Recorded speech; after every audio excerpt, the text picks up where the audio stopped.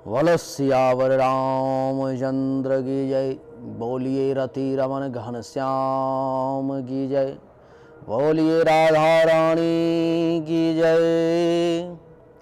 धर्म की जय हो, धर्म की जय हो। अधर्म का नाश हो, अधर्म का नाश हो। प्राणियों में सद्भावना हो, प्राणियों में सद्भावना हो। विश्व का कल्याण हो, विश्व का कल्याण हो। नगर बस्ती की जय हो, नगर बस्ती की जय हो।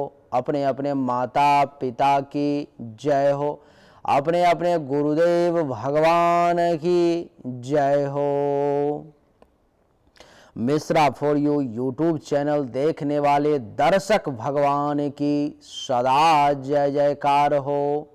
गौ हत्या बंद हो, गौ हत्या बंद हो। गंगा अवंध हो, गंगा अवंध हो। भारत अखंड हो, भारत अखंड हो। हेलो नमस्कार आदाब सलाम सत श्री अकाल। केम छो, कस्य काय, केरो हाल है, कहना छी यहाँ सब कैसन वानी, हाउ आर यू, कैसे हैं आप लोग, केमो नाचो, मनक्कम, खम्हा गनी हुकुम, केमती अच्छंती की खबर, नमस्तुभ्यं।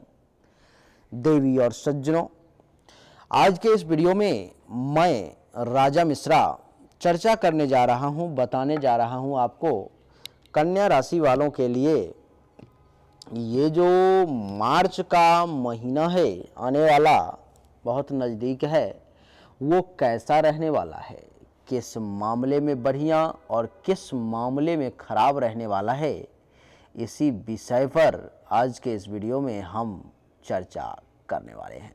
देवी और सज्जनों, सबसे पहले कन्या राशि आपकी है या नहीं, इस बात को कैसे कन्फर्म करेंगे, तो इससे पहले कन्फर्म करें, आप अपनी जन्म कुंडली निकालें, उसमें देखें कि इसी प्रकार की एक चक्र बनी हुई होगी, कुंडली बनी हुई होगी, जिसमें आपको ये देखना है, आपको ये देखना है कि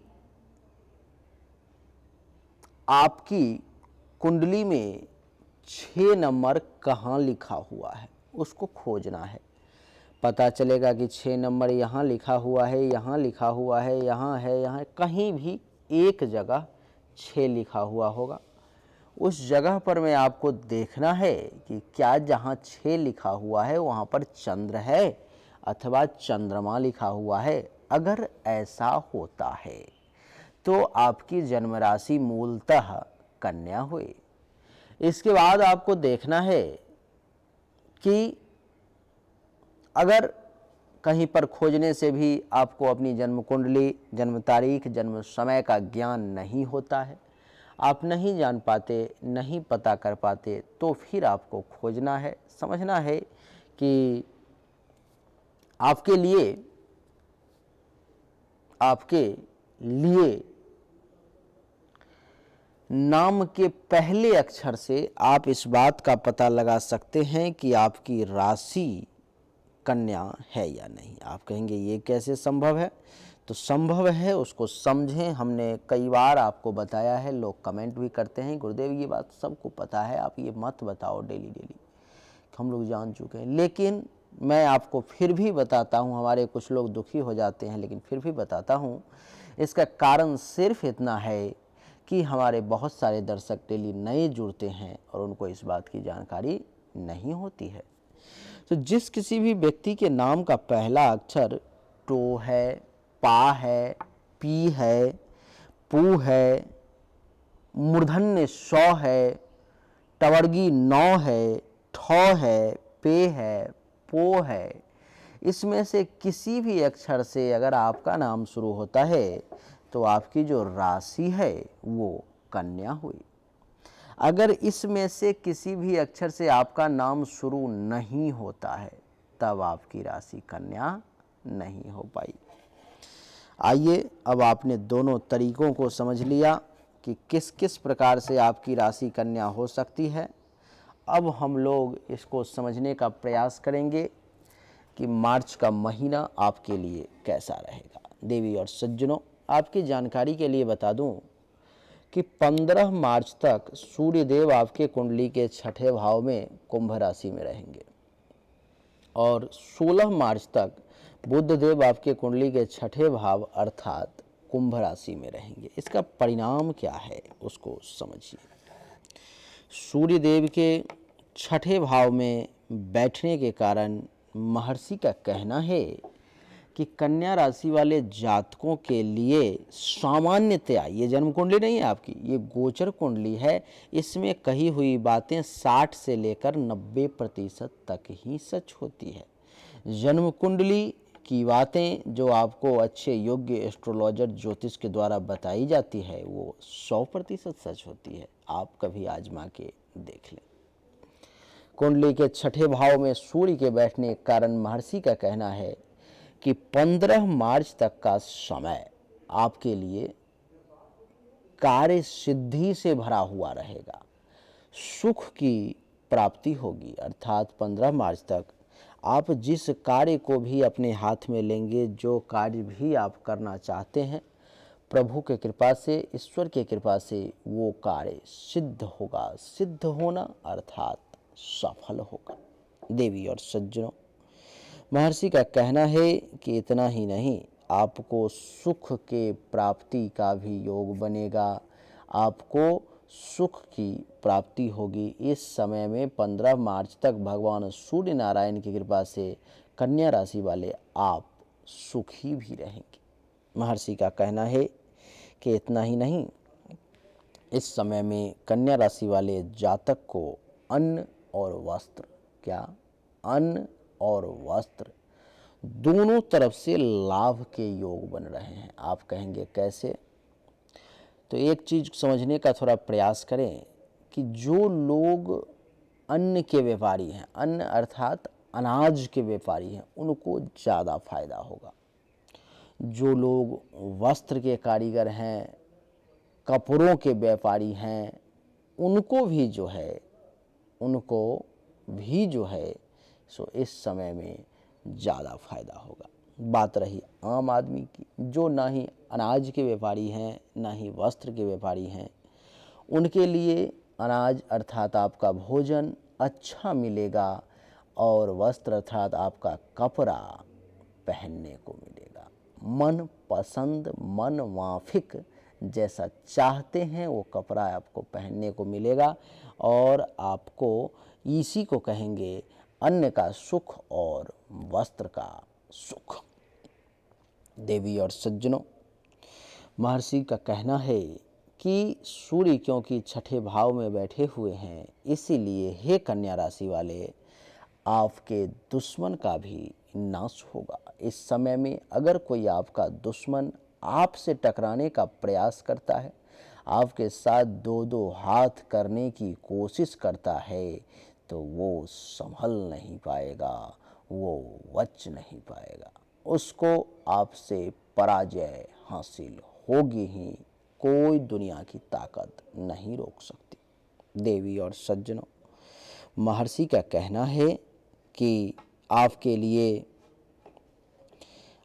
लिए इस समय में अगर किसी भी प्रकार के बीमारी से आप परेशान हैं, कोई बीमारी है, कोई रोग है जो आपको बार बार परेशान किए जा रही है, आप चाह रहे हैं कि इससे राहत मिले, लेकिन आपको राहत नहीं मिल पा रही है, तो ध्यान रखें 15 मार्च तक प्रभु की कृपा से सूर्यदेव के रोग के घर में बैठ करके रोग को जलाने की क्षमता इनमें है और ये आपको अनुभव आपका कहा मेरा कि रोग से राहत देंगे 15 मार्च तक।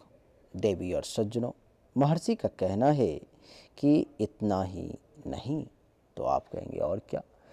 तो ये भी महर्षि कह रहे हैं कि इस समय में आपका संपर्क गवर्नमेंट ऑफिसर से हो सकता है, राज्याधिकारियों से आपके संपर्क हो सकते हैं और राज्याधिकारियों से संपर्क अर्थात आपको वहाँ से भी कुछ लाभ का योग बनेगा, वहाँ से भी आप कुछ बेनिफिट फायदा जो है सो लेंगे। देवी और सज्जनों, महर्षि का कहना है कि सूर्य क्योंकि कुंडली के छठे भाव में बैठा हुआ है, इसीलिए आपके खुद के जो प्रताप हैं, आपका जो तेज है, आपका जो यश है, उसमें वृद्धि के बहुत सुंदर, बहुत बढ़िया योग बना रहे हैं।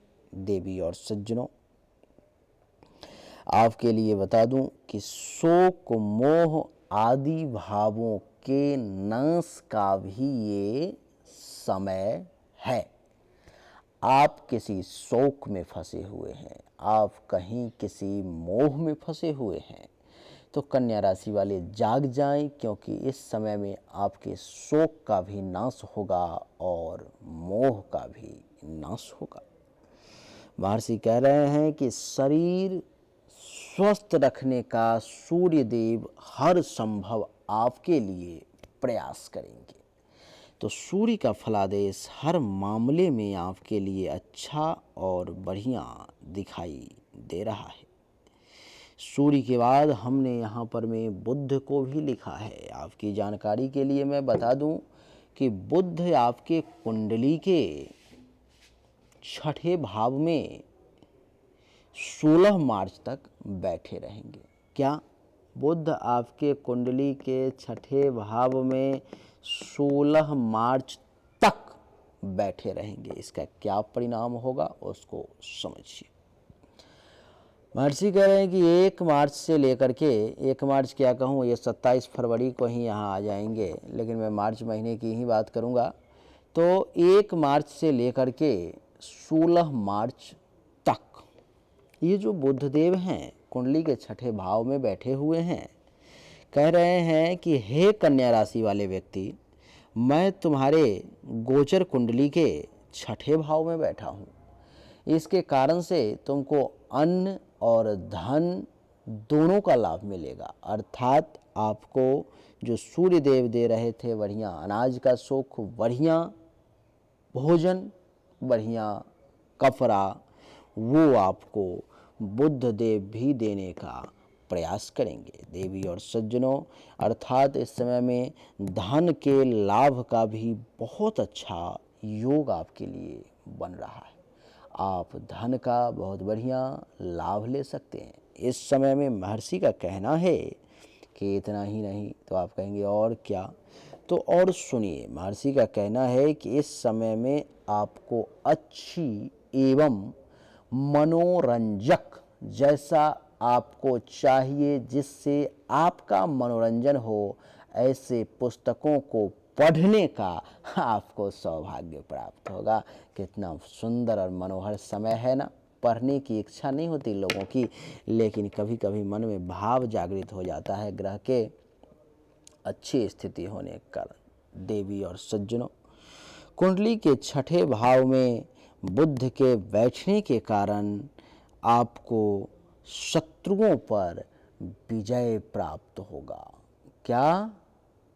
सूर्य देव ने तो शत्रु का नाश किया ही, और बुध देव भी शत्रु का नाश करेंगे। अर्थात आपको शत्रु पर विजय प्राप्ति के योग दिखाई दे रहे हैं।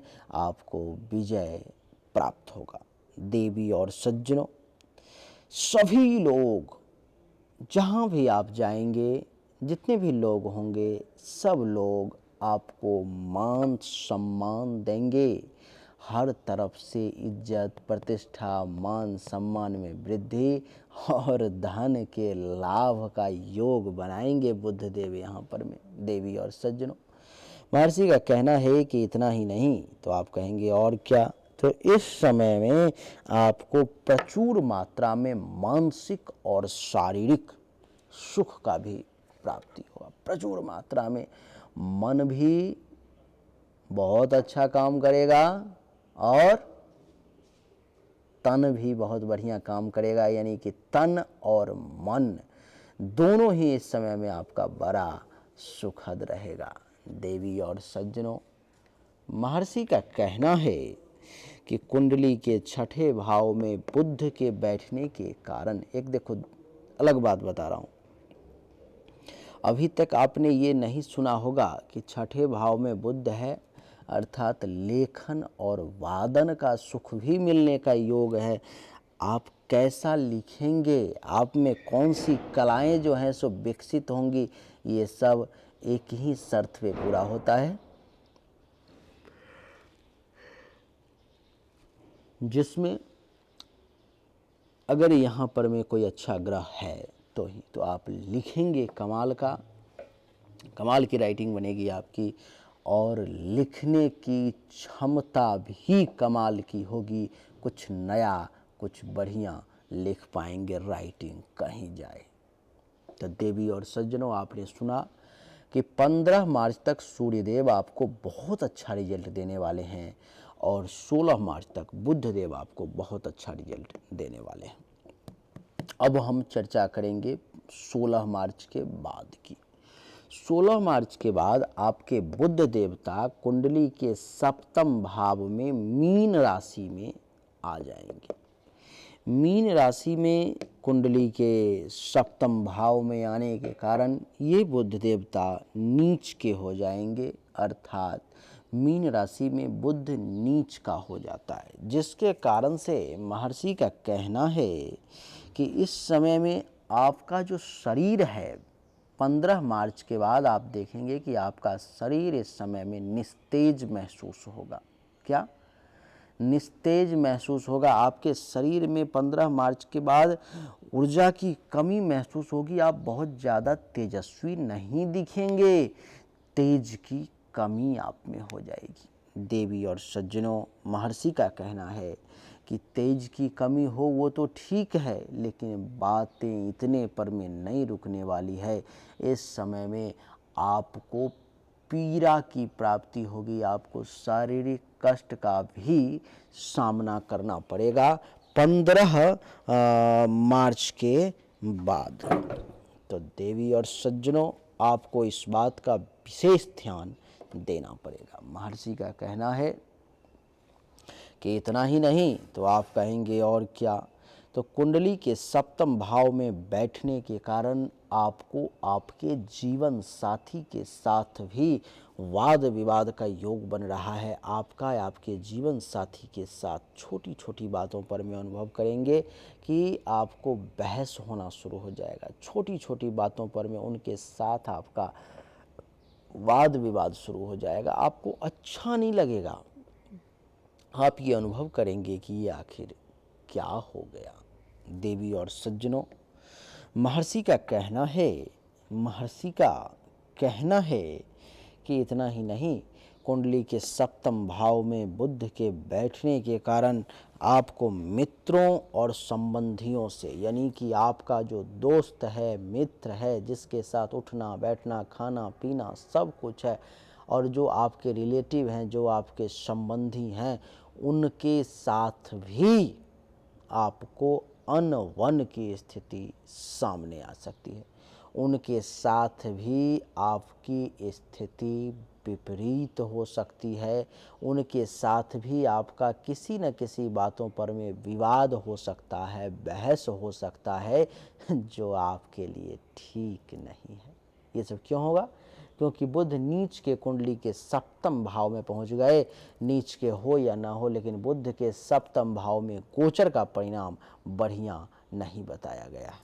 देवी और सज्जनों, महर्षि का कहना है कि इतना ही नहीं, आपको इस समय में अपने सरकार के तरफ से, राज्य के तरफ से, समाज के तरफ से, सीनियर्स के तरफ से भी क्या होगा? भय रहेगा। मन थोड़ा सा डरा हुआ रहेगा कि क्या से क्या हो जाए, इस बात की कल्पना नहीं कर सकते। मन थोड़ा सा अंदर से भयभीत रहेगा। देवी और सज्जनों, महर्षि का कहना है कि इस समय में किसी कारणवश, कारण कुछ भी हो सकता है, किसी कारणवश आपके धन का नाश होगा। आपका जो धन है, आपका जो पैसा है, वो किसी न किसी कारणवश उसका नुकसान हो सकता है। देवी और सज्जनों, महर्षि का कहना है कि यात्रा तथा व्यवसाय द्वारा लाभ नहीं मिल पाएगा।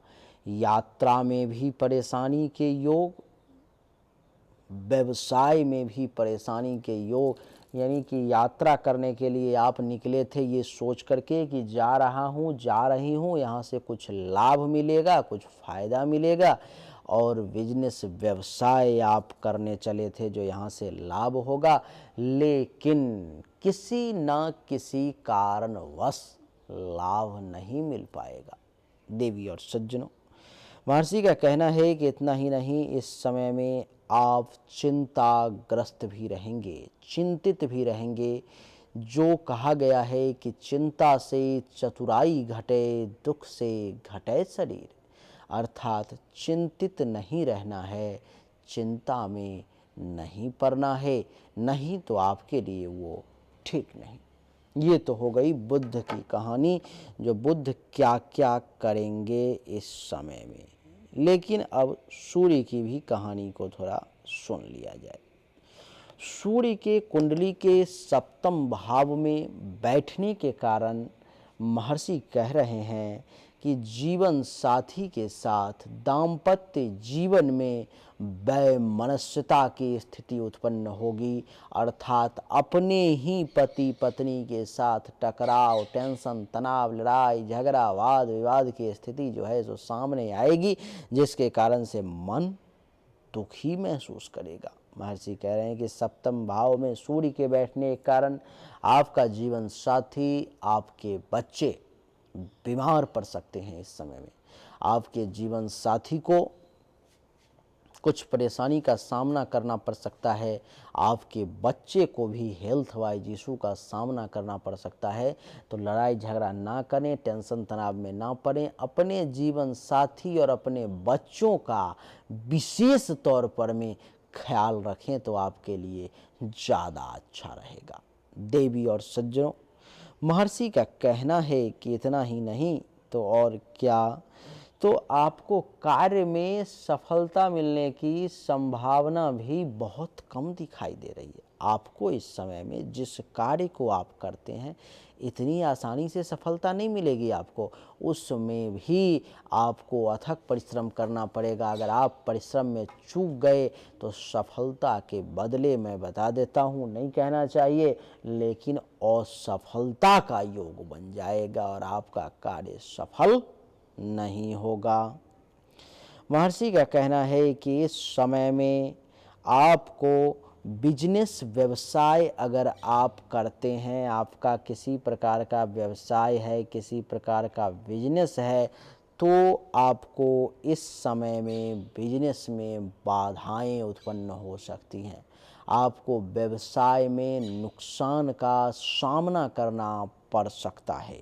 देवी और सज्जनों, आपके लिए जो यात्राएं हैं वो कष्टकारी साबित होंगी। आपके लिए जो ट्रैवलिंग का काम है, आप ये सोच करके कहीं जा रहे हैं कि मैं इस समय में यहाँ जा रहा हूँ, बड़ा सुखद रहेगा, लेकिन नहीं, सूर्य क्योंकि सप्तम भाव में आ गए हैं, आपके यात्रा को असफल करने का प्रयास करेंगे, आपको कष्ट पहुँचाने का हर संभव कोशिश करेंगे।